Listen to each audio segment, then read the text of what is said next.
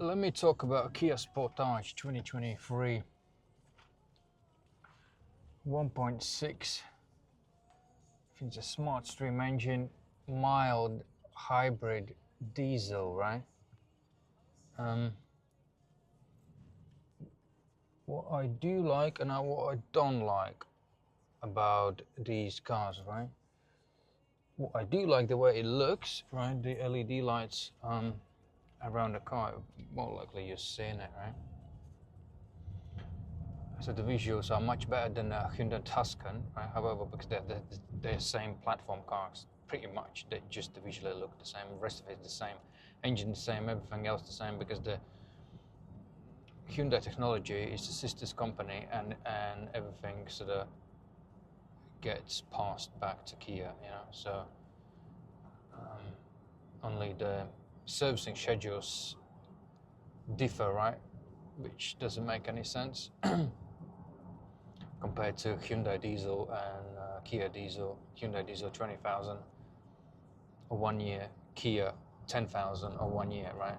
And probably that's why they can extend the warranty to 7 years, more likely, because you do more frequent servicing than on a Hyundai, and Hyundai is 5 years, however, unlimited mileage warranty.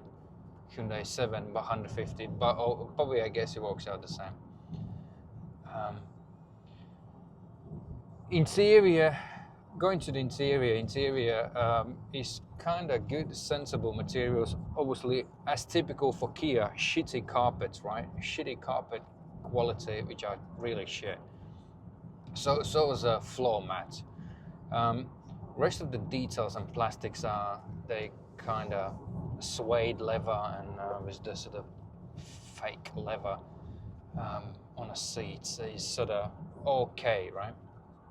I mean, it's quite good, right, for the price of the car.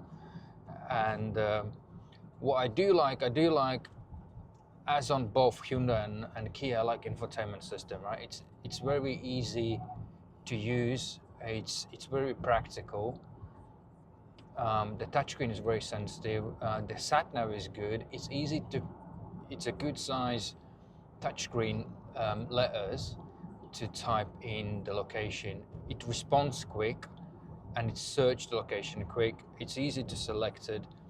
So it's a slightly toggled heating system display where you can switch between the nav functions and climate control functions. So the gear selector is good, which is a sort of round knob. There's no physical lever. It has drive mode controls. You can toggle between eco, normal and sport. When you put in a sport, you can feel it. The revs go high and the car has more power. So it's more likely a map changes you can change, right? And regards to steering wheel is a very good size. This is a GT spec. If you go for any Hyundai, I mean, if you go for any Kia, you go for the GT spec. If you go for the Hyundai, you also get the higher spec, right? Otherwise, the specs are quite basic if you go for the basic models. Because on a GT spec, you will get a 19-inch wheels, right? It's just car will look better. It's got external gloss type trims, you know. So it's on the interior, you get suede and fake leather seats and this embroidery of the GT line. You know, it's just a more nicer looking car, you know, for a bit of more money. Never go for the basic entry car, basic entry specs. I mean, it doesn't matter whether we buy Kia or Hyundai, that applies to any car. Regards to the way it drives in a good manner, right?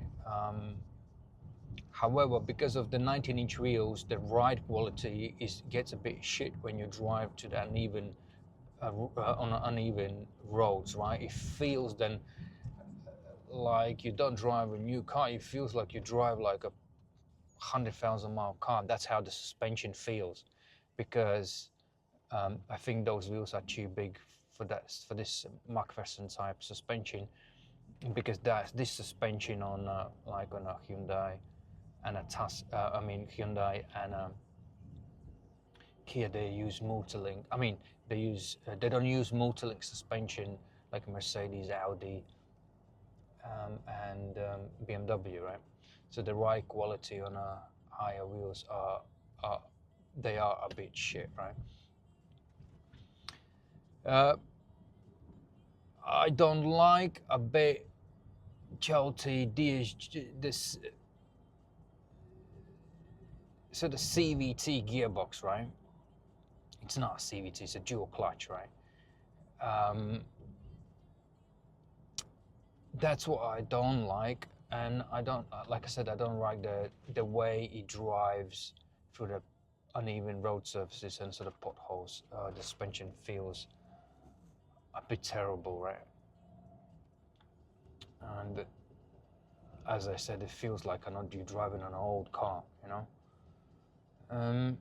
Rest of it, it's got a good sized boot, and you can fold the seats. There's a flap, you can pull it and the seats falls down. Fuel consumption is good, you know, on average. On average is, you can do 42, 55, you know. In some situation, you could go up to 58, but between 52 and 55, you know. So it's 1.6 mile hybrid. So you can't go with fuel economy on this. So the rest of the stuff, like I said, I do like infotainment system. I hate this stupid digital speedometer where it doesn't show digital analog type theme, right?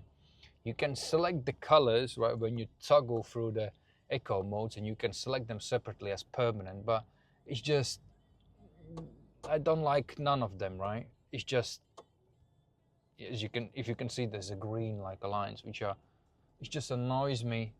Not too much, I'm used to it, but I would prefer digital analog type theme on an instrument cluster. However, obviously the newer facelifted ones, or there's like some sort of special editions, they do come with analog type, right? But obviously it's shame they can't put an update where you could just change the theme on it, right? But however, all the buttons on the steering wheel is quite practical, you know. They're on a right side, so it's easy to navigate through the menus, and then that is sort of quite good. If you do like, you can go for it. If you don't, you don't. You can go for the Hyundai Tucson.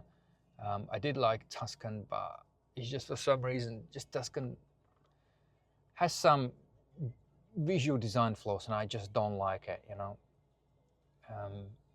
But the Kia Sportage, they're actually the same, like I said, they just look differently.